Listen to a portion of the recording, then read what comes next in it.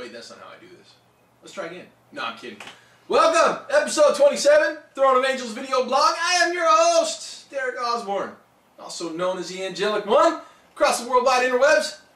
Today I'm here to show you a world in miniature.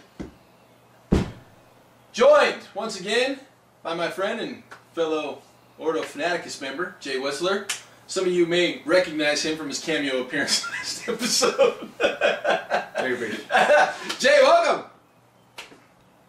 I've got him here for a couple of reasons. Well, first, because having a co-host is fun. And second, you know, differing opinions are always nice. And third, well, Jay's working on Project Core. And quite frankly, just stomping me all to hell and back on progress. Because I've got nothing going with Project Johan, sadly. I'm still stuck in zombicide hell. But, light at the end of the tunnel, I will say I am getting there. Picked up an airbrush, you know, which I'll kind of share with you in a little bit. Hopefully, that'll lead to the end of that project sooner than later. But I'm well over halfway. Well, it doesn't matter. So, a couple of things. I had Jay on last episode, which obviously I screwed up, and I figured out why. So it shouldn't happen again. But I was recording the wrong. I was recording in between shots. It was stupid. But anyways, one of the things we chatted about last time, which we were going to actually carry over into this conversation this time, MDF laser cut terrain. I'm not a fan. Jay loves this stuff. So we're going to have kind of a quick rundown of a number of different companies that we've both looked at, and some differing opinions on that. Mm-hmm. We're going to start out with Burn-In Design, U.S.-based company. Mm-hmm. You know, we chat a little bit about the fact that UK companies have some pretty decent MDF cutters, mm-hmm. but shipping is prohibitive in regards to making this stuff really what it should be here in the U.S. So it's nice to see U.S. company kind of popping up. There's actually a couple of them we're going to talk about, maybe three. We haven't figured out where the last one's from yet, but we may look it up, we may not. As always, we'll throw links down on the bottom, kick them down in the comments section. You guys will be able to check them out for yourselves. So, Burn-In Designs. Give me a breakdown and what you think of it, Jay. So I discovered these guys very early, liked them on Facebook, so I've been able to follow everything they're doing. And they start out very simple objects. The guy was kind of exploring what he could do, and he had some simple crates, and it was pretty cool, and some little walls and stuff. And then as he's progressed, he has learned to make some really amazing things I would call feats of engineering, where he got raised roadways, skyscraping apartment buildings, really cool stuff. A lot of layers. He's gotten into using the acrylics, so he got holographic signs, just really awesome stuff. And it's probably my favorite stuff right now. All right, so if I remember right, and I do believe I checked out this guy's website a couple of different times, I think he actually makes like accessory boxes for a couple of different lines, Zombicide being one of those. Yeah, that's how he started out. So the very first early stuff I saw was like Zombicide boxes. Yeah, so he makes part kits for you know, a couple of different game lines, which are kind of cool. I think he's done one for a company in Europe, a game store if I remember right. Mm-hmm. But here's the thing. The biggest reason I don't like MDF laser cut terrain is because I feel for the most part it's too flat. Myself, being, you know, a digital artist from, you know, formerly the video game industry, really into 3D art, I have a tough time with, you know, especially with what's available, you know, that we've seen the last couple of episodes in regards to the foam terrain or the resin, you know, the hard resin stuff that we've reviewed and taken a look at. I have a hard time taking MDF core or cut terrain over that type of stuff, because for me the cost is about the same, right? It's not terribly different. So I will say, you know, Jay's going to throw some I think pretty poignant arguments in my direction in regards for me to take a look at some of this stuff, because you know we've had this conversation twice now, and quite honestly I've actually backed a Kickstarter, so we'll talk about that here in a second. But so yeah, Burn-In Design is the first one. I like some of the stuff that he's got going on, but again, myself personally, I still think it still needs, you know, not just Burn-In Designs, but I think MDF as a whole needs to be brought up another level before I start buying in whole hog. But it's getting there. It's getting there. next, and this company, the War Mill, is one of those companies that's kind of changing my mind a little bit, right? They've been around, I think, a couple of years now. They're one they followed on Daka Daka. We had a dog interlude. I'll edit some of that stuff out. Okay, so we were talking about the War Mill. Been around for a couple of years. You know, Jay said he had first found them on Daka Daka. One of the first things that I saw from these guys that I thought was pretty cool was their little container series. When I first saw it, I saw they have this industrial, you know, yellow and, you know, the stripe, the black and white caution tape striping. Very, very cool. I was like, yeah, I can totally dig this. And where do I get it? What do you mean it's MDF? Now, and at that point, quite honestly, as soon as I found out it was MDF, I just washed it from my mind. I didn't want to look at it anymore. So they've got a couple of new things that I think bring, again, the level up a little bit.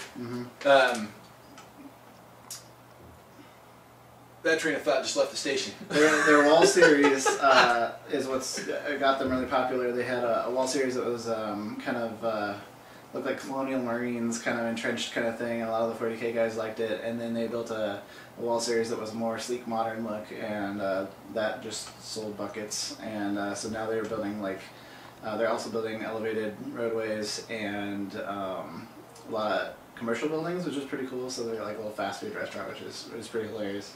Yeah, the elevated roadways is where my train was headed, and it went that way. So yeah, the elevated roadways, some of that stuff I think is kind of cool, right? Bringing a whole new dimension really kind of to the battlefield, having true elevation where you can spread it across a table instead of having just a building here, a building there. So, War Mill, again, unfortunately in the UK, for those of us in the US, making shipping a little bit prohibitive. Maybe we can figure out a way to get US distribution somewhere, but that's obviously a little later on down the line. So that brings me to the Kickstarter that I actually backed. Fantasy Arc, the Bug Hunt Corridor system. When I saw this, it was just prior to Sedition Wars releasing, right? Huge Sedition Wars fan, huge Mike McVeigh fan, thinking to myself, this is going to be awesome set that I can put together, put on the table, and actually start cracking out some scenarios and some objectives with Sedition Wars. Very reminiscent of Space Hulk or Alien type things. Very, very cool.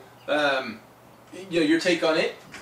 I really liked it because it looked real. It looked like a real ship. It had reinforced bulkheads that you could see all the structures, as opposed to a lot of the companies that have made Space Hulkish boards before.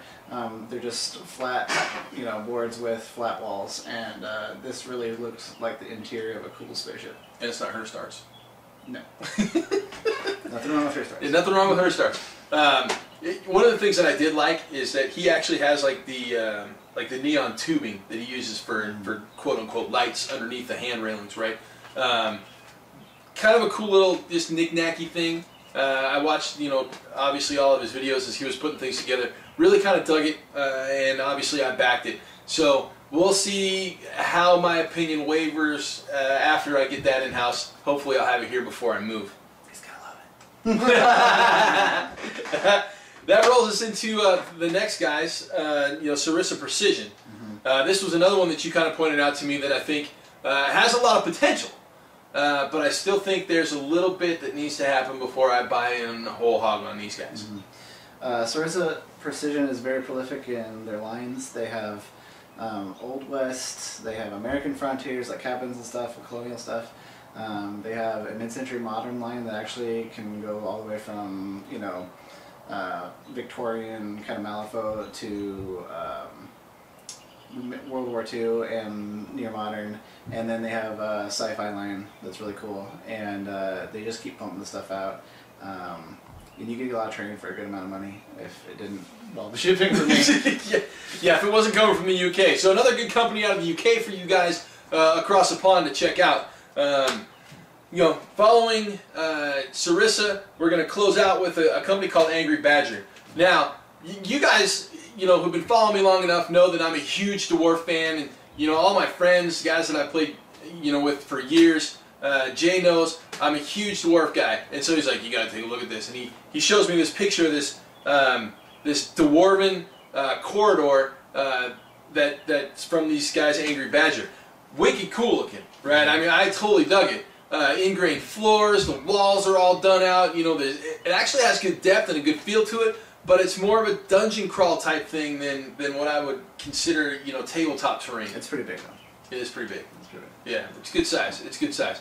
But again, you know, it's just a single piece. You know, you were talking about in the last take building a giant terrain. There's a main hall, and then there's a couple hallways. And when I saw the main hall, I pictured like the Mines of Moria, big giant door inside of a mountain, half the table like outside, and then you enter the mountain and the battle's going inside. Yeah, which means we've got to actually like take, you know, 26 sheets of foam and build like this huge mountain top with like all these levels and layers. And you know, I mean, if we're gonna do it right, we got to build one that have, you know, you got to be able to take off the layers, right? And you got to be able to climb up the mountain. Yeah, that's never gonna happen. The thought's cool, right? I mean, it's an awesome idea, but yeah, one of you guys do it and send me some pictures. So awesome. I definitely imagine it. I don't think I'd built that. So. Yeah, no, I'm right in the same spot with you. Okay, so some options for you guys to take a look. You know, at different terrain options. Obviously, links are going to be in place. We'll see what we can't get on there for you. Now, as I said, I bought an airbrush. Right? I went to basically Amazon. No, I think it was eBay. I went to TCB Global's eBay store and I bought a tanked air compressor. This is the TC20T. T, I'm sure, stands for tank compressor. I haven't plugged it in yet because I just got it and literally unwrapped it like yesterday. I got the set. It comes with a 6-foot braided hose.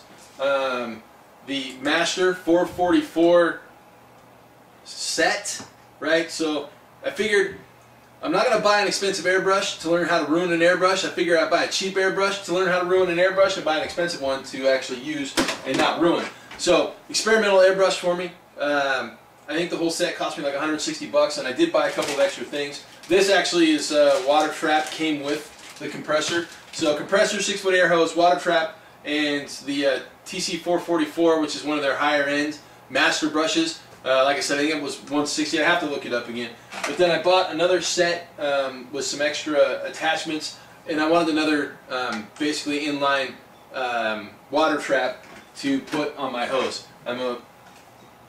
I have a friend who used to live with me who is an auto body painter, and man, did they have problems with water. So he says extra water traps are always a good thing. If I have problems, it shouldn't be from water. It'd just be from bad me.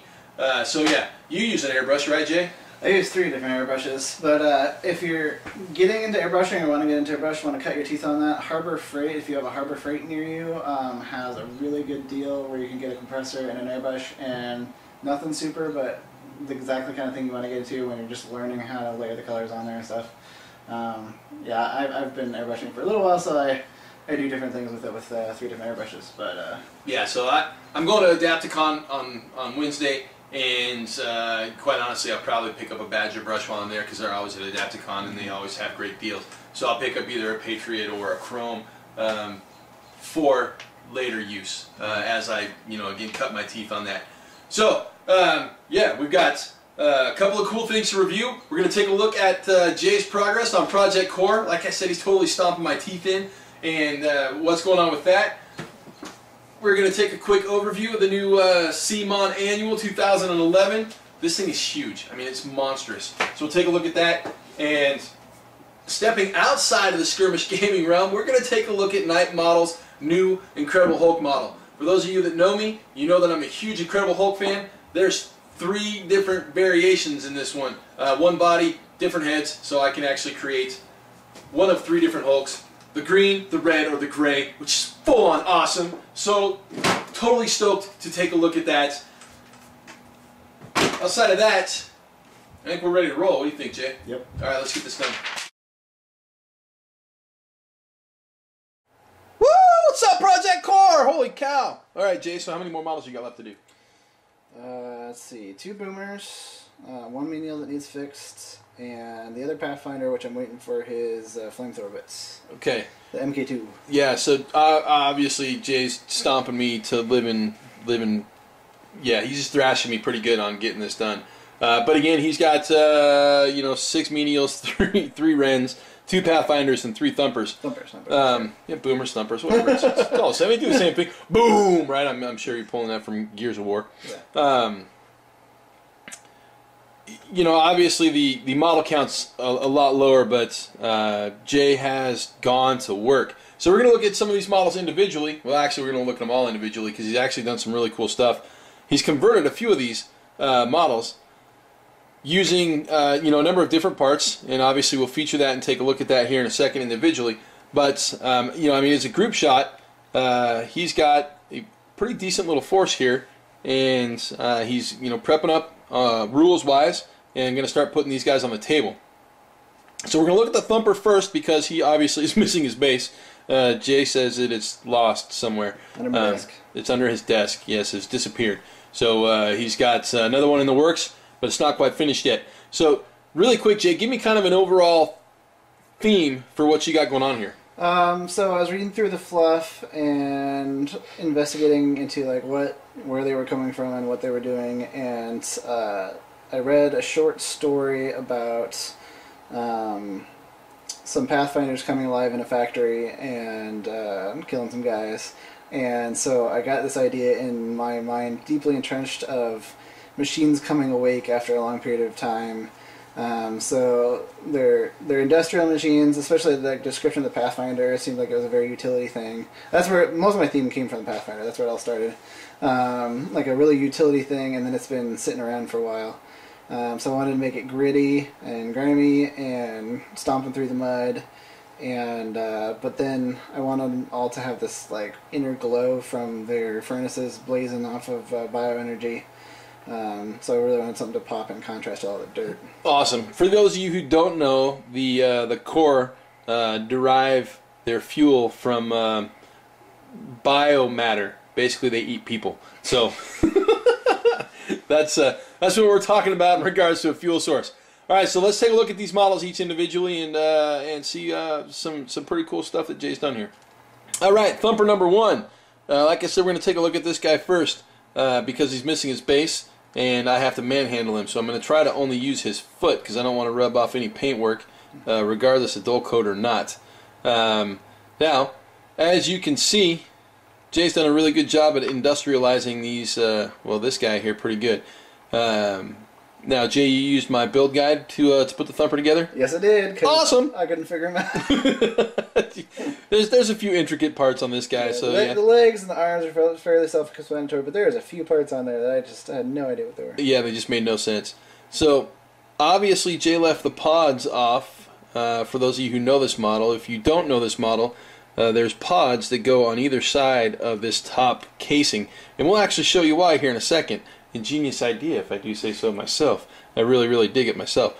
So, nice clean model. As you can see, a very industrialized paint job. I love what you did with the head here, kind of make it a Black Beetle-like in carapace style appearance. Anything specific you want to say about this model, Jay? It was a pain in the butt. I have the resin legs on this one, so it was like, it always felt like it was going to fall apart when I was building it. Sure. And then painting it, the same thing. But I'm happy how it turned out. Awesome. Well, I will say that I think that they are looking at a couple of things in the back end to do something different on the second run of legs. Yeah, the new one's legs are metal, correct. So yeah, cool things coming there. I think it's a great little model. I think you did it justice, Jay. So let's look at the Pathfinder next. So normally I'd cap out with the excuse me, with the largest model, but Jay's done some really creative things with the menials and the wrens that I kind of want to pick apart and show. So we're gonna look at the Pathfinder next. This is just a you know, real simple rendering. He went buck wild crazy with the basing, as you can see, right? 80mm base, and excuse me. Is this going on the 80mm, Jay? That's the base that was in the blister. The base in the blister? Okay. Okay, maybe it's a 50. We'll have to... Yeah, yeah, let me check. Alright, after looking it up, verified, it's on an 80mm base. So, I'm going to say I'm going to take all the blame on that one because I didn't give you an 80mm base. So, now he has an 80mm base for it and the other Pathfinder that is not done.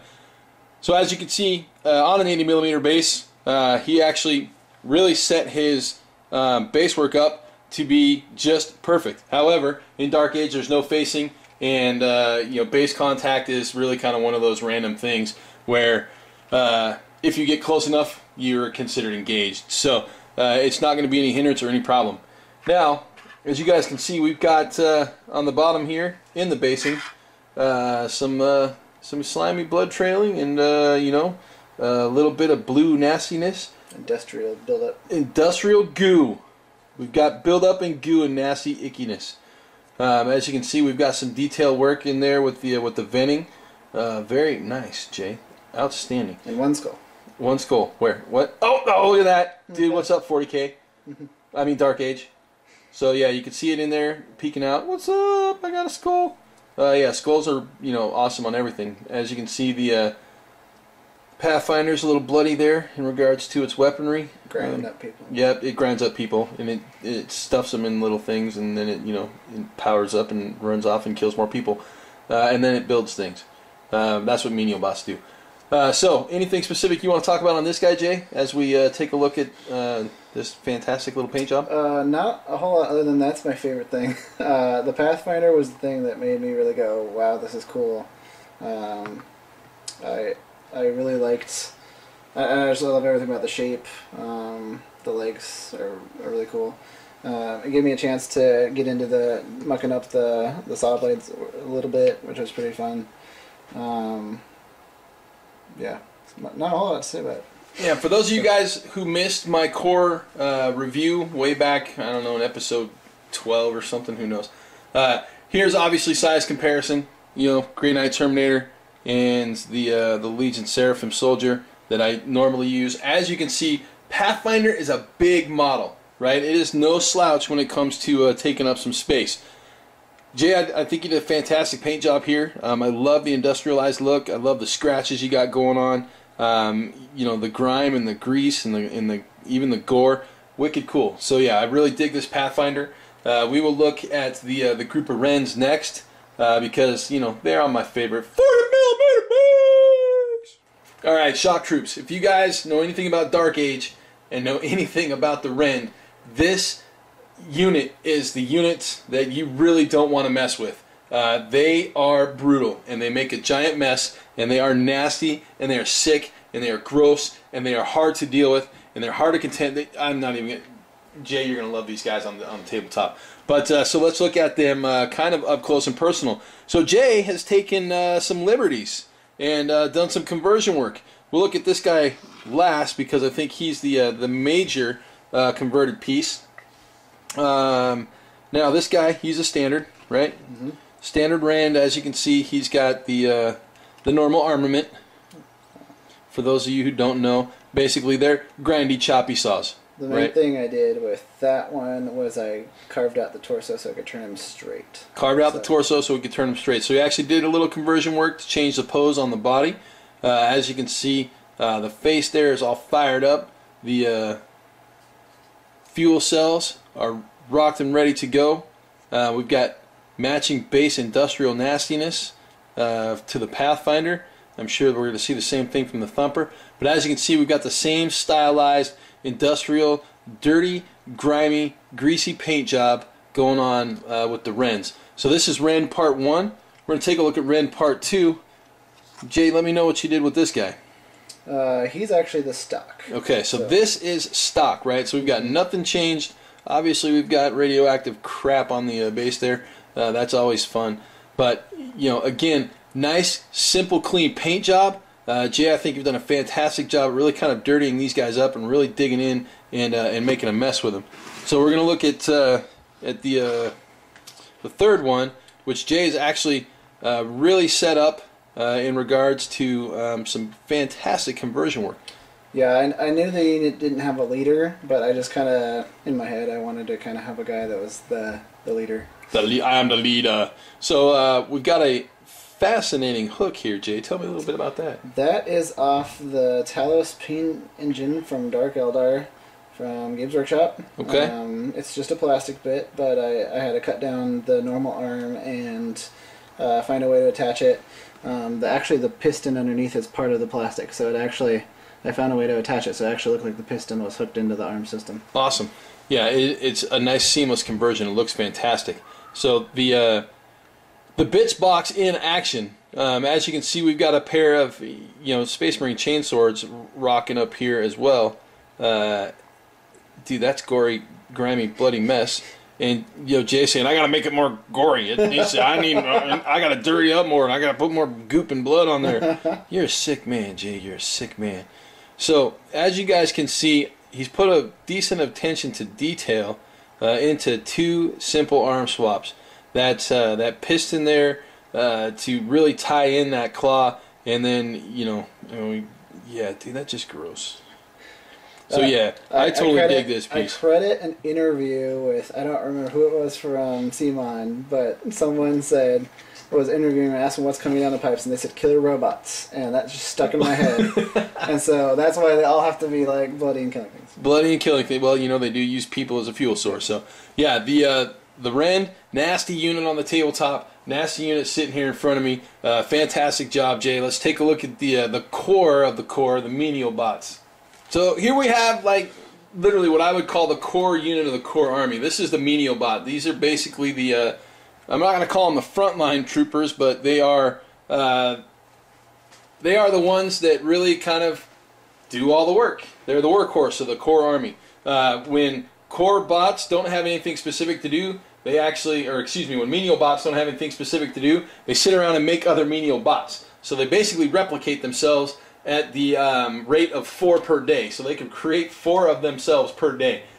If they don't have something to do, as if you do the math, we can have a whole lot of these things in a very short period of time.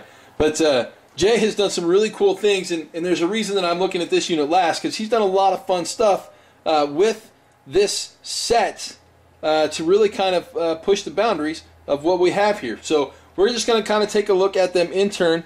We'll start with the guy right there in the front, and we'll take a look at him. So this isn't the standard menial bot claw, Jay. What's going on here, buddy? If you want to show them a standard, that's the standard right there. Yeah, we'll get to that in a second. That is actually just out of my bits box. It was off a vampire count model, and I was just digging through, seeing what I could find that looked nasty, and that looked nasty. Yeah, it does. It looks nasty, and it separates him obviously from the other menial bots. He's got one of the standard heads on, which is like my favorite head of the 2, and again, base work to tie it in. Really kind of a fantastic little conversion to make him look a little scarier. And I bent him into a lunge, so it's not any cutting. It's just bending. You can do a little bit with. A little bending for a repose. Mm-hmm. Okay, awesome. So we'll go back. The reason that I didn't grab this guy up front is because of his face. Yes. Right, this is not the normal head, right? So every single one of Jay's menial bots has a little conversion work on it. Here's the standard claw, right? That's the normal claw for the menial bot. I really like this hand. It's a standard hand for the menial bot, but then Jay went all buck wild crazy and gave it this new face. So obviously out of the bit box. What is this thing? It was from an Apocalypse command sprue that came out when Games Workshop first released Apocalypse. It was for Chaos. It was like the Defiler could replace his head, so he'd become like a command Defiler. Oh, okay. So now we have a command menial bot. Yes. Even though it doesn't really exist. But again, same fantastic industrial paint job. The glowing eyes I think are actually really cool. They separate this model quite a bit, give it a really eerie appearance, kind of make it buggy feeling, right? So yeah. Great little conversion on that one, nice and simple. So this one here, he's as close to a stock menial bot as we're going to get. He's got the standard claw, he's got the standard face, he's got his normal claw, but then we've got a little extra action going on here. What's up, Terminator Torso? Yeah. As you can see, we've got a skull and a spinal column going on here. What do we got going on, Chad? It's a skull from Vampire Count Sprues, and actually, that's the tail of a skeletal horse. Nice! That's awesome! So, yeah, just digging around in my bits, and I was like, I could build a little severed head. That's fantastic. So we've got a severed head. Again, grimy industrial base, grimy industrial paint job. I will say, really, what you've done here in regards to making them basic and simple is really, really paying dividends. Right? I mean, we've got some great details, some good blending work. Jay, at a glance, fantastic little force here. I'm going to save that one for last. We're going to jump into this one here. He obviously has got another crazy claw conversion. Is that a leg of something, Jay? What do we got going on there? Also off the Talos paint engine, it was these little sidearms that were on that piece. Okay. I just thought it looked cool. It does look cool. It makes him, so Jay has taken the scary killer robot, concept kind of to an extreme, right? He's going out, digging into his bits box, and we've all got bits boxes. Everybody's played different games. It doesn't matter where the bits come from. If you've got an idea and you want to get all crazy and make something new, see, go right ahead, right? I've got a plan for a Go Lab coming up here that is just going to be ridiculous, but that's a little later on down the line. So nice simple conversion. Again, same straight up awesome paint job, and this, we're gonna look at the last one. I'm holding off because it's cool. Okay, look at that. Check that out. It's freaking Cyclops. Well, kind of. Jay, tell me what's going on with his face. It's actually the pods that I removed from the thumper. Dude, that is so awesome. So this is just straight up Dark Age core bits. Excuse me. I was actually thinking how much it looked like the Pathfinder's body with the spikes, and then the central eye is a lot like the Pathfinder, and the thumpers have that head thing going on, and so I loved that piece. That is a fantastic, and it's not even one that I even looked at, to be honest with you. I didn't even think about it, right? I just put that thumper together and was like, thumper, thumper, thumper, thumper, thumper. I know where this goes and I know where that goes. And so, yeah, Jay took and basically scavenged his own model to give the final menial bot a face.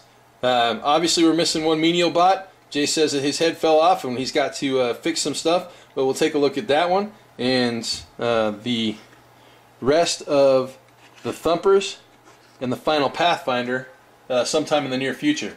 So that is Project Core and where we're at. Jay is wiping the floor with me in regards to completion, but and in that time I built the Outcasts and St. Luke's. You want to paint the rest of this Zombicide box, Jay? All right. So yeah, Project Zombicide getting in my way, but Jay obviously is making some awesome progress with Dark Age. Excited to see what he's got coming up. We'll probably sneak a look at his Outcast once he gets some paint on those, and obviously, oh, they're done. Yeah, they're done. Yeah, okay, they're done. Yeah. Well, I got a job, man. Besides the last couple of core models that we have to look at, probably some cool stuff coming from Jay if he's got St. Luke going on, one of my favorite models. Looking at potentially some Forsaken stuff in the near future. Hopefully we can get Jay on a couple more times before I often relocate, but that is a story for another day. So Project Core, I dig it. Let me know what you guys think, and up next we will take a look at the CMON Annual. Alright, up next, this is the Cool Mini or Not Annual 2011. This is the newest one, and it is huge. Obviously, hardback book, very pretty cover, bazillion pages on the inside. I've obviously done a couple of book reviews in the past. As you can see, my lights are glaring like crazy off of it, so we will make some changes. Excuse me. I got a frog in my throat tonight. I'm not sure what's up. I think I'm going to just turn this one off. Yeah, there we go. That's not terribly bad. It's not great, but the way CMON sets up their annuals, they set them up by categories, right? So I'm going to tilt the camera just a hair so you can see this category. Obviously, we're in the fantasy category, but as you page through it, right? I love these things because they pull some of the most fantastic paint jobs off of their website, throw them all into a book, and print them out. I got to move some paint here because I can't lay a book flat. But so you get, if you're like me, I'm a book fan. I love me the books. So basically, what we're looking at here is a hardback printed version of some of the best models on the CMON website. Again, they break it down by category. First category in this book is fantasy. You've got a bazillion models really to kind of take a look at and enjoy, to pull some inspiration from, and really kind of to key in on a couple of cool things. Obviously, second category is sci-fi. Now, Jay, do you have any of these? Are you a CMON fan? Do you do any of the Cool Mini website or their annuals? No, I don't actually have this. I do look at the website. I usually like one of those people that goes browse top 10.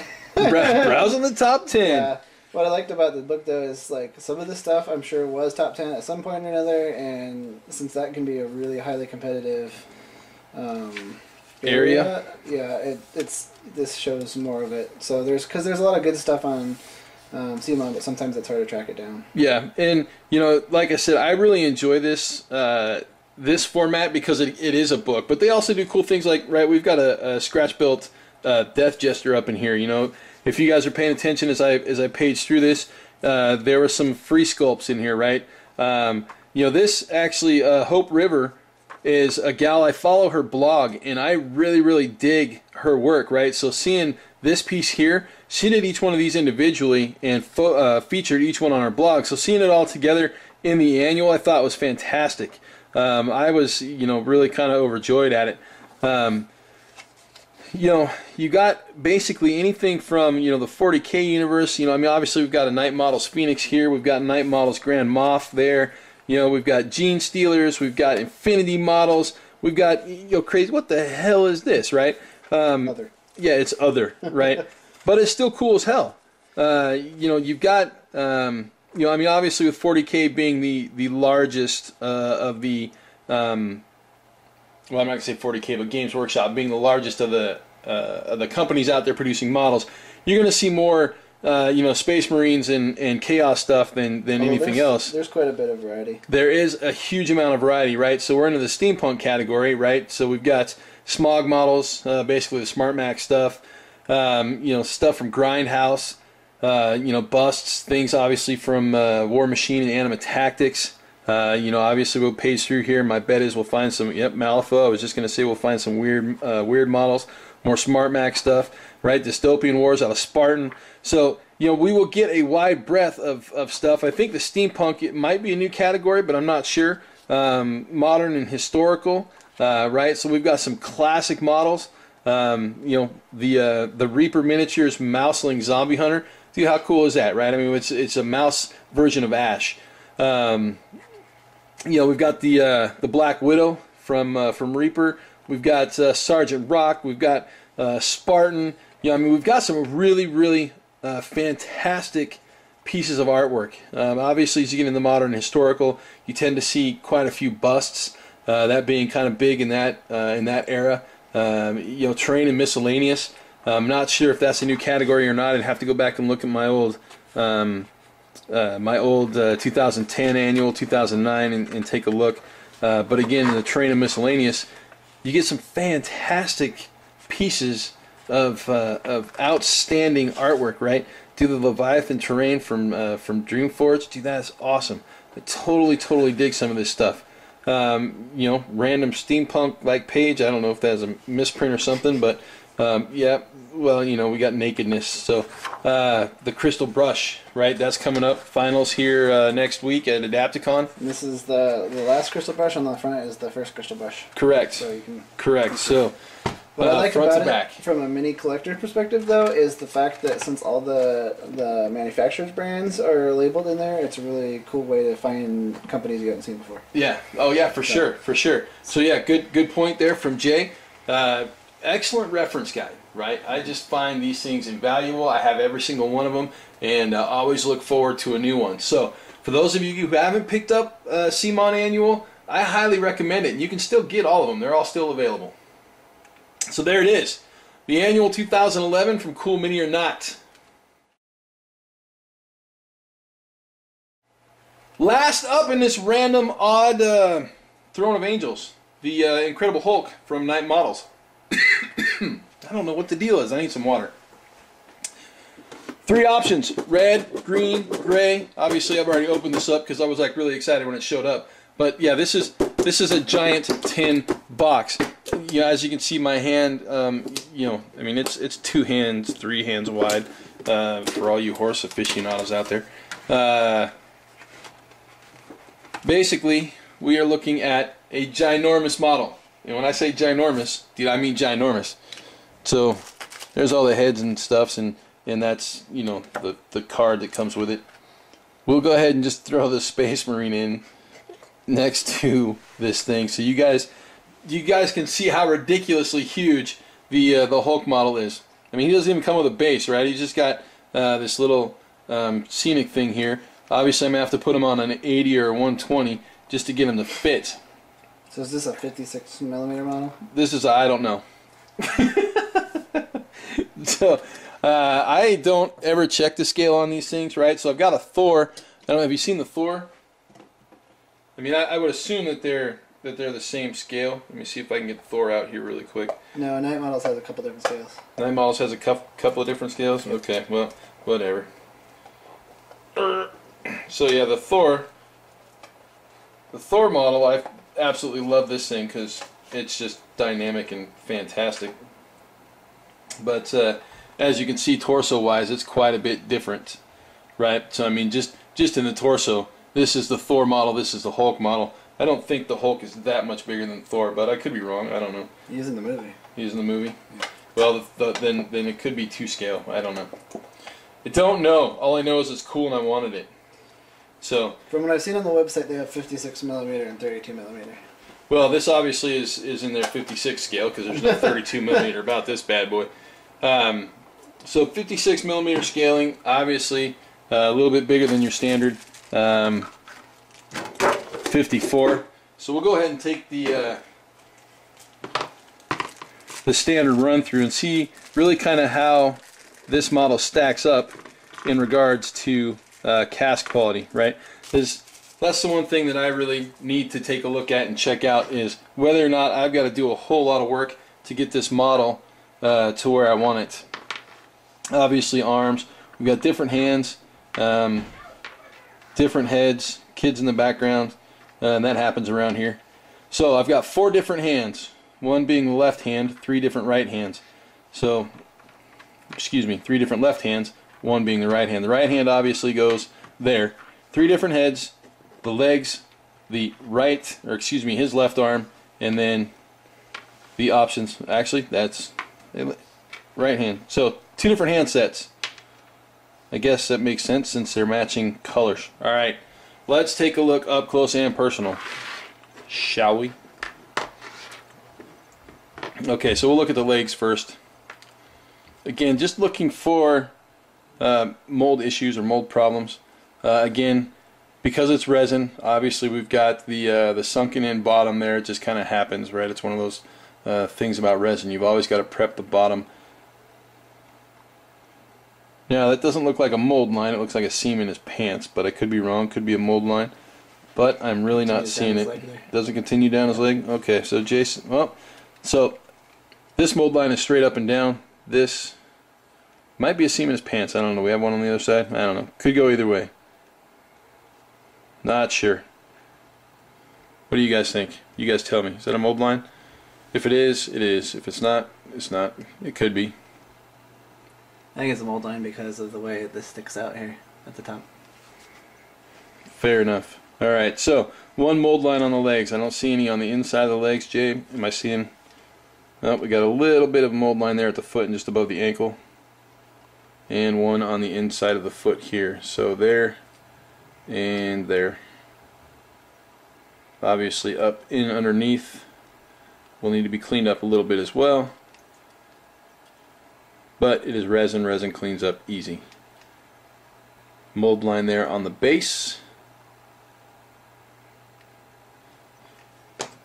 So, a little bit of casting issue that we'll have to take care of on the bottom. Obviously the pin will have to be removed here. Mold line that travels all the way up the side, but doesn't seem to continue too heavily into the arm. A little bit, but not bad. Don't see anything across the top that's going to make me angry, because quite honestly the Hulk is all about muscles, and if I have to flatten a muscle I'd be kind of not happy. A little bit of cleanup we'll have to do in here as we connect the arm. Nothing too terribly bad. So looking at the arm, obviously I'm going to have to clip the venting piece, which is typical. Little mold line that travels down the inside of the arm.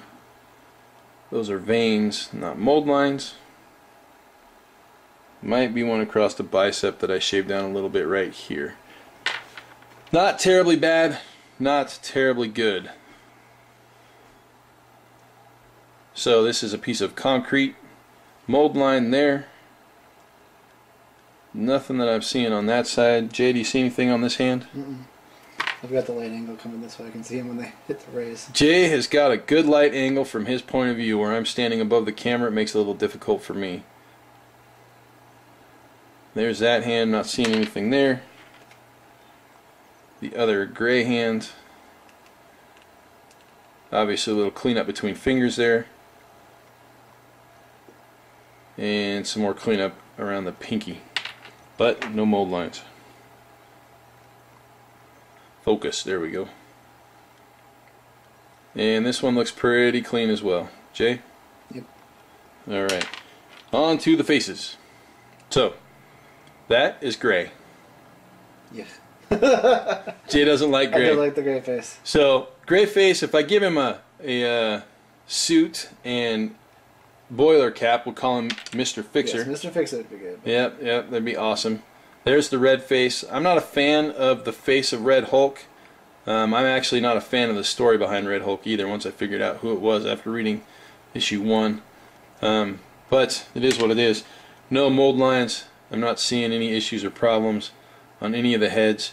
This classic face. Traditional Hulk will be the one that I actually put together when I put them together, because Traditional Hulk is the best Hulk. Looks a little bit like Mark Ruffalo. That's awesome. Alright, so there he is in all of his huge, humongous glory. You know, again, this model is astronomically huge, and painting it, well, probably be a little entertaining, I think. You got the airbrush now, though. I got the airbrush now, though. That's right. Let's speed it way. Speed it way up. So yeah, maybe we'll do a little Project Hulk. Who knows? Later down the line. There it is. The Incredible Hulk 3-option kit from Night Models. Alright, as you guys can as you guys are fully aware, hopefully, so, as you can see, yeah, I'm having a hard time right now. Jay is just stomping the living stuffing out of me in regards to moving along with Project Core. I don't know if I'll be able to catch up, to be honest. But, you know, again, I have, I think, 5 times the models too.